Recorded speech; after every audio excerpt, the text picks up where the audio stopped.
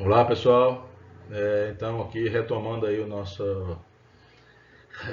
as equações de ordem superior, né, nossa aula de número 9, né, eu tinha deixado dito que o conjunto S, né, as soluções da EDO formam um subespaço e nosso objetivo era mostrar que esse subespaço possui uma dimensão finita e como encontrar uma base, né? E aí, se vocês estiverem lembrados da ideia de base, né, a gente precisa relembrar um conceito que é necessário aí, que é o conceito de dependência e independência linear. Vocês viram lá no curso de álgebra linear para vetores de um modo geral, e eu vou colocar aqui em termos de funções, já que os nossos vetores são funções, né? O nosso conjunto S é um conjunto de funções e então nossos vetores são funções. Então eu vou colocar aqui nesses termos, né? Então suponha que você tem n funções que eu estou chamando aí de f1, f2, fn, e a gente vai dizer que esse conjunto de funções ele vai ser linearmente independente, LI, né, a sigla, num intervalo. Veja que agora esse conceito assim, ele é LI nesse intervalo, significa que pode ser LI num intervalo e mais na frente não sei. No outro intervalo não sei. Então é local, um conceito local. Tá? Diferente da ideia de vetor quando você tem vetor fixo, né? Vetor de elementos não funções. Quando ele é LI sempre. Né? Aqui é LI num intervalo. Então, mas a colocação lá é a mesma, né? Como é que você dizia lá que um conjunto de vetores era LI, né? Se você pega uma combinação linear igual a zero e procura resolver isso não para o x, viu? Cuidado, o x não é o elemento aqui que se busca. O que se busca são as constantes, C1, C2, Cn. Então, se você resolver essa equação em busca dos Cn's e encontrar que a única solução é a solução trivial, ou seja, C1, C2, Cn são todos zeros, isso para todo elemento do intervalo i, para qualquer x que se ponha na equação, não vale você substituir um determinado x e encontrei que todo mundo é zero. Isso tem que ser válido para qualquer x dentro do intervalo i. Então, ok? Se você conseguir fazer isso, né, encontrou que as constantes são todas nulas, então você pode afirmar que as funções são LI. Caso contrário, você vai poder dizer que as funções são LD, tá bom? Linearmente dependentes. A ideia aqui é o seguinte, eu vou trazer uma interpretação que eu coloco quando eu dou aula de álgebra linear, é o seguinte, dizer que são LI ou LD, imagine que você tem um conjunto de cores, mas você esteja lidando com tintas, cores, tá? Quando você consegue gerar uma cor a partir de outras cores, vamos supor, eu formo laranja juntando o amarelo com o verde, tá certo? Então significa dizer que o laranja ele não é uma cor primária, ele é uma cor secundária, ele é escrito, ele pode ser formado, gerado em função de outras duas cores, tá certo? Então quando você tem uma cor, essa cor aqui eu não consigo gerar ela a partir de cor nenhuma, tá certo? Vamos supor, você tem três cores. Uma dessas cores eu consigo formar com as outras duas? Não. Então significa que essas cores elas são independentes uma das outras. Elas, no contexto de cores a gente chama de cores primárias. Cores primárias, entendeu? Essa é a ideia aqui por trás. Dá para você, não sei se eu fui claro, mas dizer que são linearmente independentes é que uma função não se consegue ser escrita em função das outras. Então, se eu tenho três funções e eu provo que essas três funções são LI, significa que nenhuma delas consegue ser escrita como combinação das outras. E dizer que são LD, aí é o contrário. Se eu dizer que eu tenho uma função e essa função pode ser escrita como combinação das outras duas, né? Como o caso do laranja, né? O laranja, eu posso formar ele usando o verde e o amarelo, né? Então significa que ele é dependente, ele não é primário, tá certo? Então, linearmente independente, não tem como você escrever um em função do outro.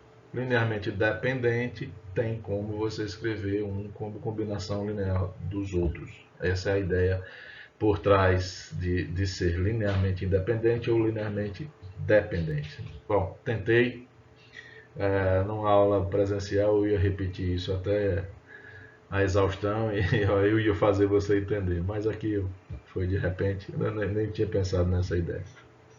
Mas pense a respeito das cores que fica bem clara a ideia de LI e LD.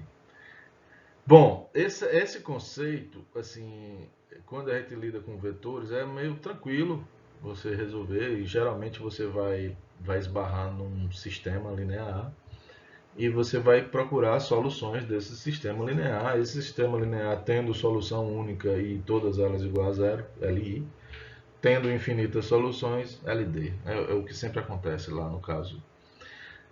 O que ocorre aqui é que, veja, como a dimensão aqui é infinita, nós estamos lidando com funções, se a gente tentar montar um sistema, esse sistema teria infinitas equações, né? Se fosse possível, na verdade nem é. Tá ok? E quando as funções em questão são polinômios, o que você faz é igualar os coeficientes lá, né? E aí monta-se um sistema novamente e tudo, tal. Mas aqui, em geral, essa é uma tarefa difícil de se fazer. Eu vou colocar aqui um exemplo. Suponha que você tem três funções, uma delas é o cosseno de 2x, uma outra é o 1 e uma outra é o cosseno ao quadrado. Pergunta, são LI ou são LD? Tá certo? Então veja só, o que você teria que fazer a princípio é pega, faz aquela equação e tenta resolver aquela equação. Né? Faz uma combinação linear, iguala a zero e tenta resolver. Veja que se você fizer isso, você não vai chegar a um sistema que possa lhe dizer, ó, essa constante aqui é tanto, essa outra é tanto e essa outra é tanto. Então, eu vou mostrar aqui mais uma solução, mas na intenção de que fique claro que, assim, que cada caso é um caso. Né? O que eu vou fazer agora vale para essas três, não vale para outra. E se eu lhe der outra, você vai ter que ter outra ideia. E cada ideia é uma criatividade extra, é uma coisa que você vai ter que arrancar de algum lugar. Entendeu? Por isso que eu estou dizendo, é uma coisa complicada. Esse conceito é simples, mas dizer se é ou não é, aqui, assim, de uma forma geral, para quaisquer funções, é complicado. Não é banal, não. Então veja, eu vou partir de uma observação para o cosseno de 2x, que é a função f1. O cosseno de 2x é a mesma coisa que o cosseno de x mais x. Vou usar a identidade trigonométrica para o cosseno da soma. Isso vai gerar o cosseno A, cosseno B, menos seno A, seno B, né? Vai dar o cosseno ao quadrado, menos seno ao quadrado. Vou usar, né, que o seno ao quadrado se escreve como 1 menos o cosseno, né, a identidade trigonométrica fundamental. E vou chegar à conclusão que o cosseno de 2x é a mesma coisa que 2 cosseno quadrado de x menos 1.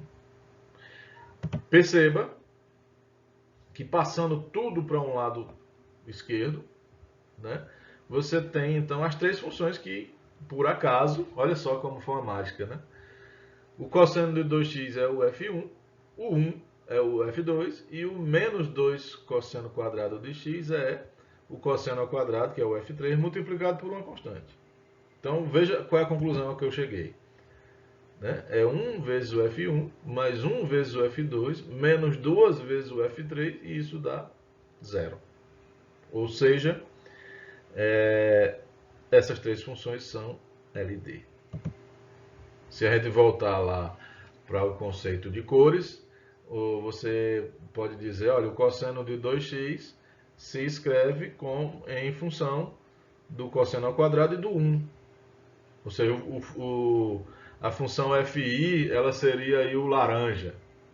E o F2 e F3 seria o verde e o amarelo. Ou seja, eu consegui formar o cosseno de 2x usando as outras duas cores. Eu consegui formar a cor F1 usando F2 e F3.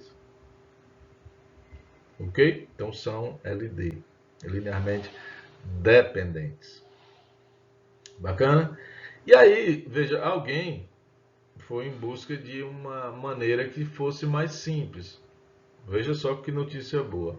Significa que você não vai precisar fazer o teste de linearmente de dependência ou independência linear usando a definição. Eu quero que você entenda o conceito e o que significa, mas aqui, somente aqui, no curso que é a respeito de equações diferenciais, a gente vai poder pegar a definição e guardar ela e usar uma outra ideia que foi desenvolvida por um cara chamado Wronski, né? Wronskiano. Diga aí, o Wronskiano não lembra não um cachorro? O Husky siberiano. Hã? Acho que o cara juntou tudo, assim, o nome do cachorro era Wronski e era siberiano, então ficou Wronskiano, ó. Hã? Tô de sacanagem. O Wronski é o nome do matemático que desenvolveu essa definição. Tá bom? Eu não sei se o teorema é dele também, mas a definição é dele. Veja, se você tem f1, f2, n funções, fn funções, e todas elas deriváveis até a ordem n-1, tá certo? Então você vai criar um determinante. Olha só o que mostra aí. Esse é um determinante n por n. Então se você tem n funções, vai ser n por n. Ok? Vocês não perdam de vista que o n é a ordem da nossa equação diferencial. Tá bom? Então, quando eu estiver falando de uma equação de ordem 2, então nós vamos estar lidando com duas funções. Quando eu estiver falando de uma equação de ordem 3, a gente está falando de três funções. Então, quando tivermos duas funções, o determinante terá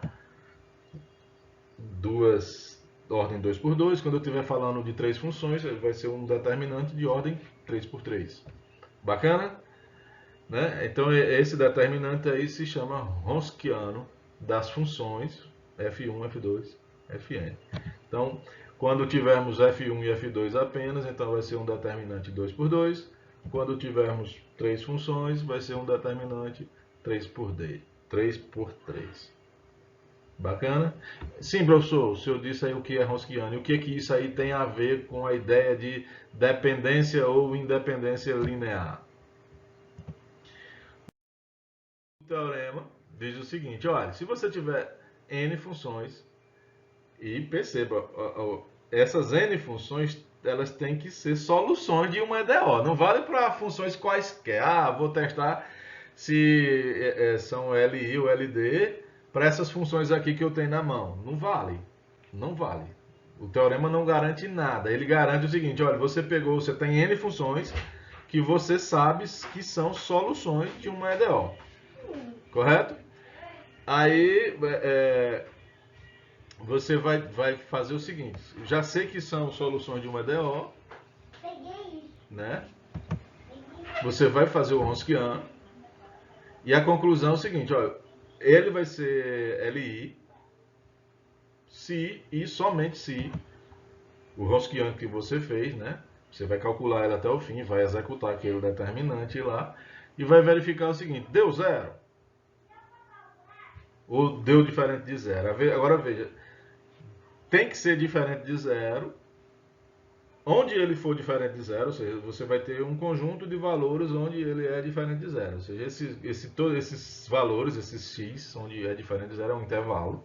E aí, onde for diferente de zero, você vai poder garantir que as funções são LI. São linearmente independentes. Ou seja, sua brincadeira agora, ela passou a ser, calcule um determinante. Lembre-se de como é esse determinante. E fazendo esse determinante, no final você avalia, olha, deu diferente de zero aqui nesse intervalo. Então é LI aqui nesse intervalo. Deu igual a zero nesse intervalo. Então aqui nesse intervalo ele é LD. Entendeu? Ficou bem mais fácil, bem mais simples. Então a definição você vai poder guardar ela, não precisa mais lembrar, no contexto de soluções de uma EDO. Você consegue dizer se soluções de uma EDO são LI ou não usando o Ronskiano. Tá? Não inventa de usar o Ronskiano para funções quaisquer, sem saber se são solução ou não de uma EDO, não funciona, não vale. O teorema não garante isso, tá bom? Então veja, suponha que você tem o y1 igual a e elevado a 3x, um y2 e elevado a menos 3x, e você já sabe que são soluções dessa EDO que tem aí na tela, tá bom? Então, faz um testezinho e verifica que são soluções, tá bom? Você, de alguma forma, chegou a essas duas soluções, tá ok? Não estou preocupado aqui, nesse momento, em ensinar como é que se encontra essas soluções. Meu problema aqui é somente assim, são LI ou são LD? Tá bom? Então o que você vai fazer? Constrói o Ronskiano dessas duas. O que vai ter na primeira linha? As duas. Na segunda linha, as derivadas. Tá ok? Se fosse 3 por 3, na primeira linha, as funções. Na segunda linha, as derivadas. Na terceira linha, as derivadas segundas. Entendeu?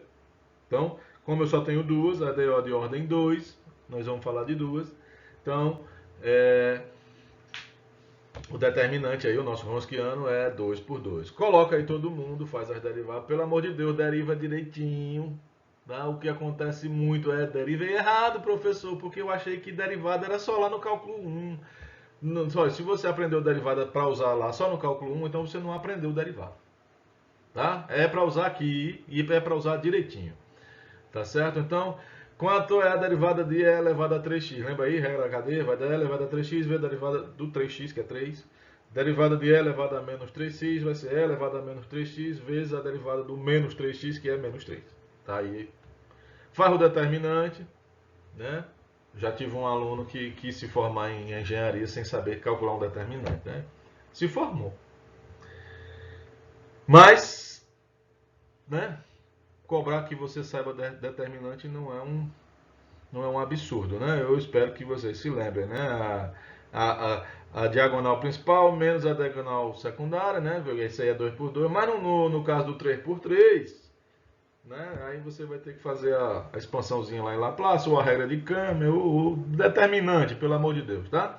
Então, fiz o determinante aí e cheguei à conclusão que deu menos 6.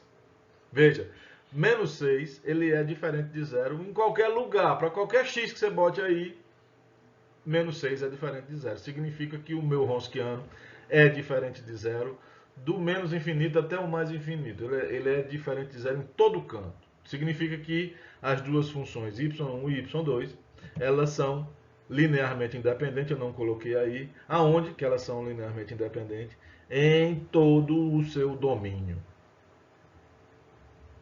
Bacana? Então veja que o Ronskiano ele facilita demais a vida, né, para dizer se é LI ou se é LD. O que significa dizer que é LI aí? Qual é a interpretação?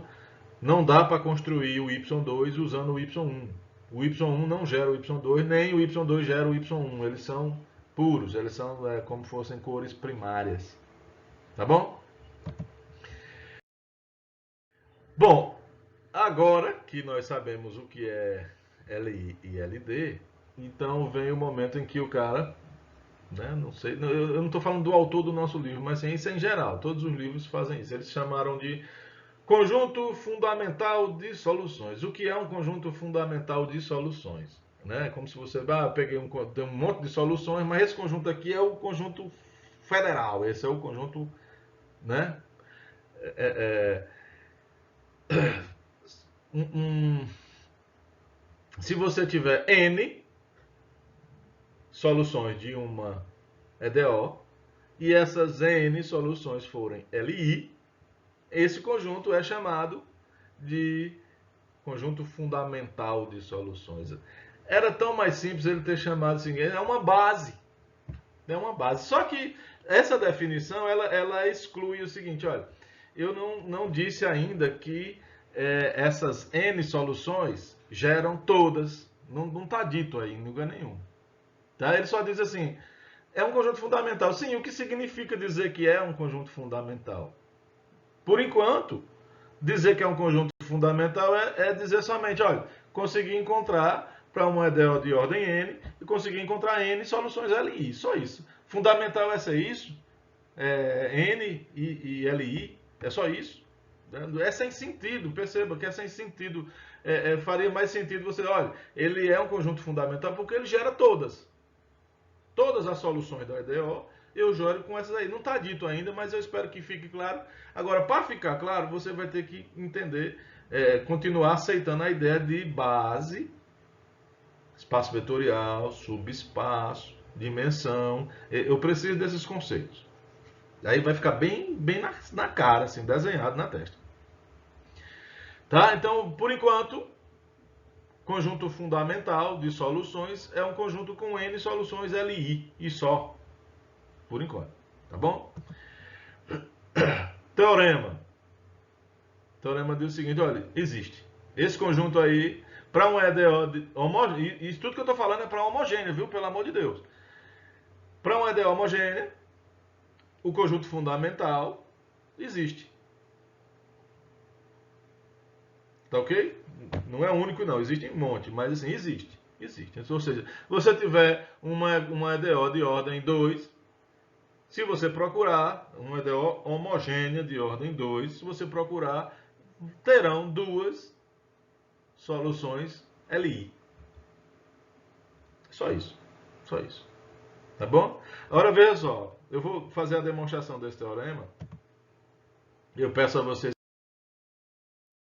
que tenham um pouquinho de paciência, tá bom? E tentem entender, né? Vai ser bacana, não vai ser nada fora do normal, não. Tá? E eu vou tentar fazer a demonstração pensando somente numa EDO de ordem 2.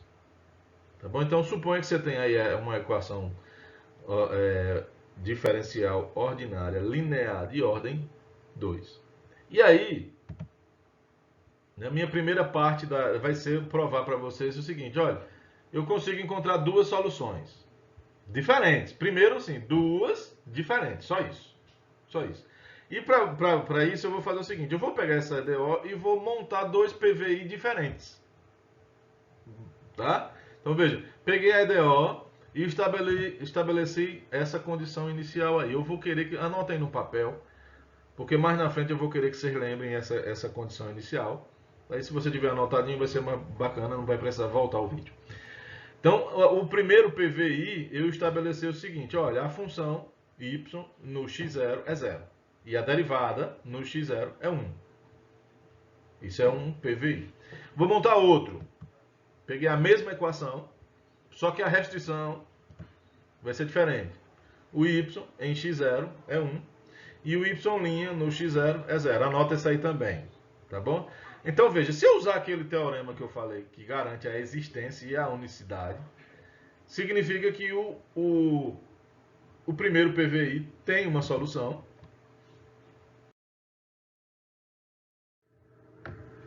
E o segundo também tem uma solução. A solução do primeiro é única e a solução do segundo é única. E essas duas soluções são diferentes. Por que elas são diferentes? Porque a primeira, no x0 dá 0, no x0 dá 0 e a sua derivada dá 1. E a segunda, no x0 dá 1 e a derivada dá 0. Por isso que elas são diferentes. Tá? No x0 elas têm comportamento diferente, então são funções diferentes. Garantir que essas duas funções existem. Bacana? Próximo passo. Professor, como é que a gente prova que essas duas funções são LI? Então, esse é o nosso próximo passo. Vou pegar a combinação linear, não vou usar o Wronskiano, achei mais fácil ir por aqui. Estou abrindo mão do Wronskiano, tá bom? Como é que a gente faz com a definição? Pega a combinação linear, igual a 0, e meu objetivo é mostrar que a única solução desse negócio aí é que α1 e α2 sejam 0. Perceba que você já sabe desde o início que o α1 e o α2 é 0. Sendo 0, resolve. Tá bom? Aí você vai deriva dos dois lados. Isso vai te dar um sistema. Tá certo? Quando você substituir aí no x0, aí você lembra quanto é y1 de x0. Quanto é o y1 linha de x0. Quanto é o y2 de x0. Quanto é o y2 linha de x0. Professor, mas quem é y1, quem é y2? Y1 é a solução do primeiro PVI.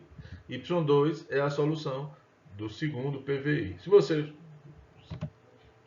vai concluir que o α1 e o α2 é zero, tá bom?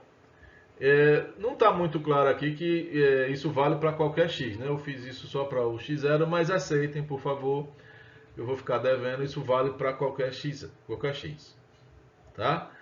Então, mostrei, meio que fracamente, né, que essas duas soluções são LI. Bacana? E aí, falta agora o que, né? Eu já mostrei que existe, já mostrei que são LI, falta mostrar uma coisa que vem lá da álgebra linear, que é o seguinte: mostre que gera. O que significa dizer gera? Qualquer solução do problema, qualquer outro elemento do espaço, se escreve como combinação linear desses dois. Então eu vou fazer o seguinte: eu vou pegar uma solução qualquer da mesma EDO e vou tentar mostrar que essa solução que eu peguei, ela se escreve como combinação do y1 e do y2. Para isso, veja aí que eu vou tirar da cartola aí um coelho, uma mágica. Não fui eu, tá? É do livro. O cara que fez isso, ele sonhou, ele, né, desceu o anjo da matemática e disse: só faz assim, né, que dá certo. Então, veja, ele construiu uma função que ele deu o nome de y3.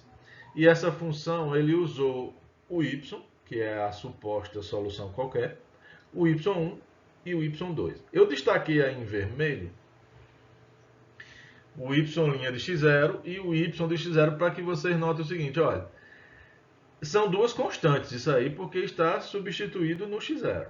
Quem é função exatamente é onde tem x. X é variável. No momento que você colocou a y' de x0, isso é uma constante. Y de x0 é outra constante. Tá ok? Então, construir a função dessa forma aí. Aí eu quero que vocês observem o seguinte: essa função construída dessa forma aí, horrorosa, né, ela é solução do PVI. Aí é um terceiro PVI. Qual vai ser esse PVI? Eu vou pegar a mesma equação diferencial e vou estabelecer duas novas condições iniciais, que seriam assim, 0 e 0. 0 para a função, 0 para a derivada. Tá bom? Aí eu peço que vocês peguem a função y3, façam aí, eu não vou fazer não. Calcule a derivada segunda, a derivada primeira do y3, a derivada segunda do y3.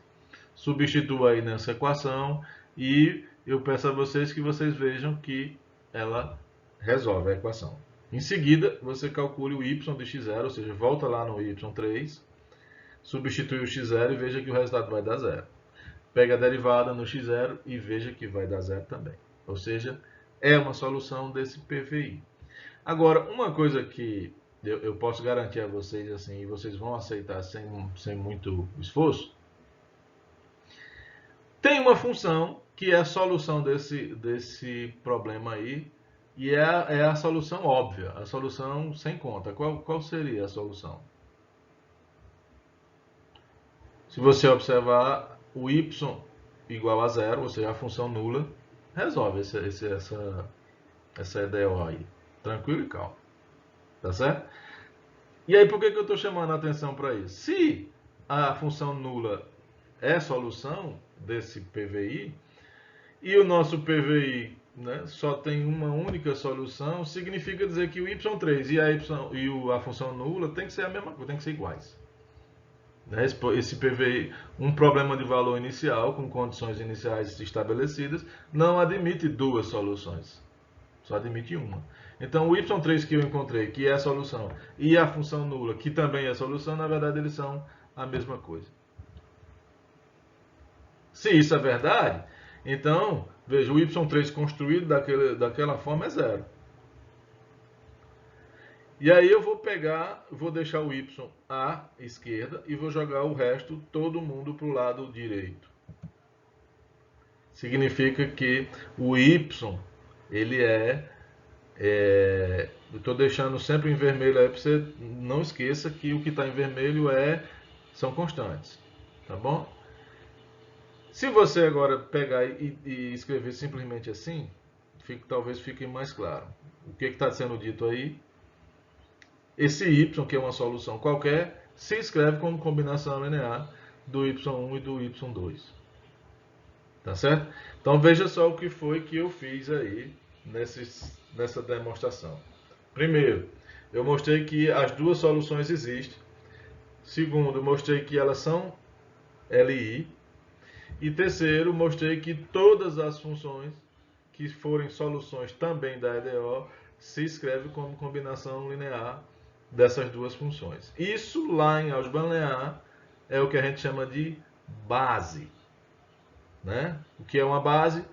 É um conjunto finito de soluções. Perdão, finito não. Quando eu consigo um número finito é porque a dimensão do meu espaço é finita. Tá certo? E eu tendo uma base, essa base me permite gerar, como combinação linear dos elementos dela, todos os elementos do meu conjunto, do meu espaço vetorial. Tá bom? Então veja que foi o que a gente conseguiu provar. Agora faz mais sentido falar em conjunto fundamental de soluções. O que é um conjunto fundamental? É uma base. É uma base. E o que a gente chegou a demonstrar? Essa base tem dimensão n, é finita. Então, quando você tem uma EDO de ordem 2, o conjunto solução é um subespaço de dimensão 2. Portanto, a base tem dimensão 2 e ela vai ser formada por duas funções. Com essas duas funções, eu construo todas. Se você pegar uma EDO de ordem 3, significa que o conjunto solução tem dimensão 3. Portanto, a base é formada por 3 funções. E com essas 3 funções, eu consigo construir todas as funções, todas as soluções da minha EDO. E assim vai para a ordem n. Tá bom? Aí ele coloca agora como ele chama a solução geral. Na verdade, o nome, né, ele usa esse YC, eu vou chamar de solução geral da EDO. Né? Suponha que você encontrou um conjunto fundamental, vamos supor que você encontrou a base. Né? Você tem uma EDO homogênea de ordem n e você foi lá e encontrou uma base, você encontrou n soluções LI. Então, a solução geral da minha EDO é uma combinação linear dessas n. Tá? Esse teorema aí, ele poderia ter somente dito, olha, y1, y2, yn é uma base do espaço de soluções da EDO. Mas eu concordo com vocês que ficaria horrível desse jeito que está aí, está mais bonitinho, mais elegante, menos assustador, né? Vocês são fáceis de serem amedrontados, desse jeito aí não causa medo não. Né? A solução geral da EDO. Então, qual é a nossa tarefa? EDO de ordem homogênea, de ordem, vamos supor, 3.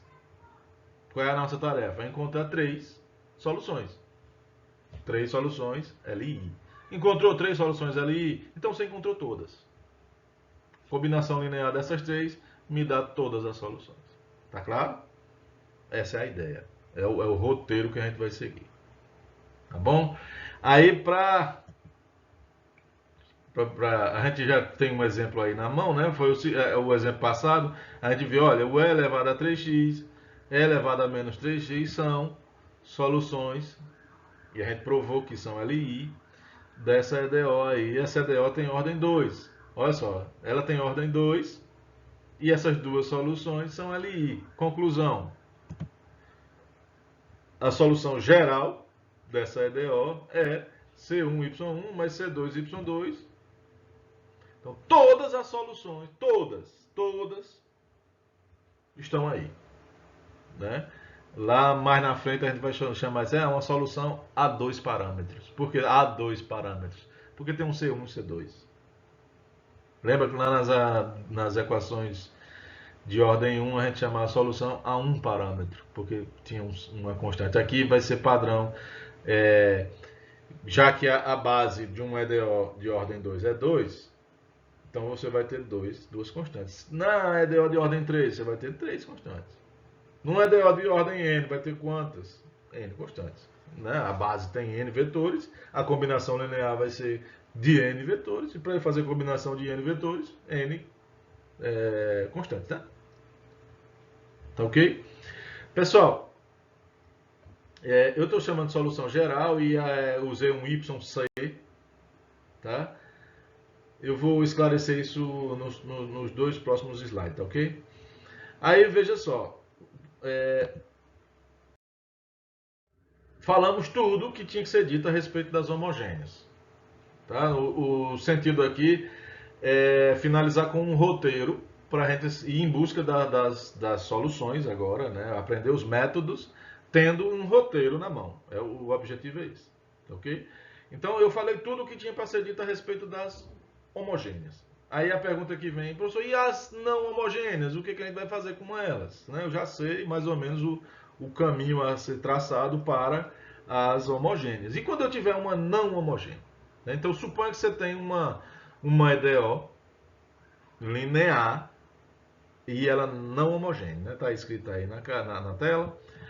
Eu quero que você suponha o seguinte, olha, novamente, eu vou deduzir aqui, eu poderia só dizer o que vamos fazer, mas eu vou querer que você me acompanhe no raciocínio. Suponha que você tem uma YG, que é uma solução qualquer, e uma YP, que é uma solução particular. Eu concordo aqui que essa nomenclatura, essa definição causa uma confusão, mas é bem simples. Olha. Essa YP, você pode imaginar ela assim, ela é singular, é uma função que você encontrou de algum método, aí chutando, sei lá como e tal, mas você está falando de uma solução. Por isso que eu estou chamando ela de solução particular. E a YG, ela seria a solução geral, então ela é plural, ela é as demais soluções que possam existir. Ok? Então, YG é um conjunto infinito de soluções e YP é uma. Tá? E eu estou falando, e ambas são soluções da mesma EDO não homogênea. Ok? Ou seja, quando você substitui a YG, mesmo ela sendo um conjunto infinito, né, as derivadas e tal, substitui na equação, ela dá certo, ela resolve a equação. E a mesma coisa para o YP, aí a YP é uma única, também resolve a equação, né, a EDO linear não homogênea de ordem n. Bacana? Aí eu vou fazer o seguinte, olha, eu vou construir uma nova função. Professor, o senhor já fez isso hoje 3 vezes? Um monte de vezes eu já fiz. Eu acho que no restante do curso eu não vou construir mais nenhuma função não, né? Mas acho que são raciocínios, eu estou fazendo questão de colocar aqui porque são raciocínios elegantes, raciocínios bonitos. E aí, quem não gosta, né? É estranho que esteja fazendo engenharia, mas peço licença para ir adiante, tá? Eu vou construir uma função e essa função vai ser o seguinte, eu vou chamar ela de U, ela vai ser o YG menos o YP, ou seja, a subtração da solução geral menos a solução particular. Bacana? E aí, eu vou substituir essa função U na EDO. O que eu quero com isso? Eu quero saber se essa função ela é solução da EDO. Né? Tá ok? Aí, veja o seguinte. Peguei a minha função U, fui lá, calculei as derivadas e substituí todo mundo aí no lugar onde tinha que ser. Tá bom? Aí, né, a derivada enésima, as derivadas vai ser sempre a subtração de, né? Derivar é um processo linear, né? É uma operação linear. Você vai distribuir os coeficientes agora, gerando aí um monte de termos. E eu vou agora agrupar todo mundo que tem o índice G num canto e todo mundo que tem o índice P no outro canto. Todo mundo que tem índice P é negativo, então eu coloquei o menos em evidência, aí ficou entre colchetes todo mundo que tem G, no outro colchete todo mundo que tem P e um menos no meio. Aí veja, a função YG é solução da EDO, portanto, e o que você tem dentro do colchete é o lado esquerdo da EDO. Então, quando você substitui a função YG no lado esquerdo da EDO, o que você vai encontrar é o G. E a mesma coisa para o YP. Então, o que você chegou foi, olha, no primeiro colchete você tem o G, no segundo colchete você tem o G também. E aí, G menos G é zero. Conclusão. Olha, a função U, ela não é solução da EDO não homogênea. Ela é solução da EDO homogênea. Né? Da homogênea associada. Se ela é solução da homogênea, o que a gente aprendeu sobre a EDO homogênea? A EDO homogênea, de ordem N, possui uma base, né, de N soluções da EDO. Correto? Ou seja, essa função U, por ela ser também uma solução da homogênea, ela tem necessariamente que ser escrita em função da base, né, da base do conjunto fundamental de soluções da EDO homogênea, porque ela é a solução da homogênea. Tá claro? Então, suponha que a base seja Y1, Y2 e YN. Então, significa que o U é combinação de Y1, Y2 e YN. Não sei se eu fui obscuro agora, mas acho que não. Tá? Aí você vai pegar e... Bom, chegamos a essa conclusão. Traz o U de volta. Quem é o U? O U é o YG menos o YP. Não é isso? E aí eu vou pegar o YP que está do lado esquerdo, vou jogar ele para o lado direito, lá no finalzinho, no rabo da gata. E aí vocês se lembrem o seguinte, olha, esse primeiro termozão grandão aí é o YC, que a gente chamou lá. E aí agora eu vou dizer o porquê YC. A nossa solução geral da equação não homogênea, veja que agora nós estamos falando da não homogênea, né? Tem uma cara. Qual é a cara? Onde foi que nós chegamos? Então, isso é um teorema. Tá certo?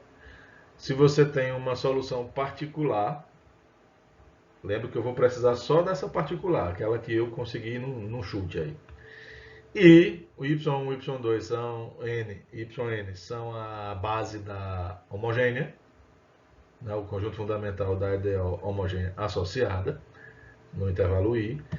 A solução que a gente está procurando, a solução geral, a solução zona total da EDO não homogênea, vai ser o YC mais o YP.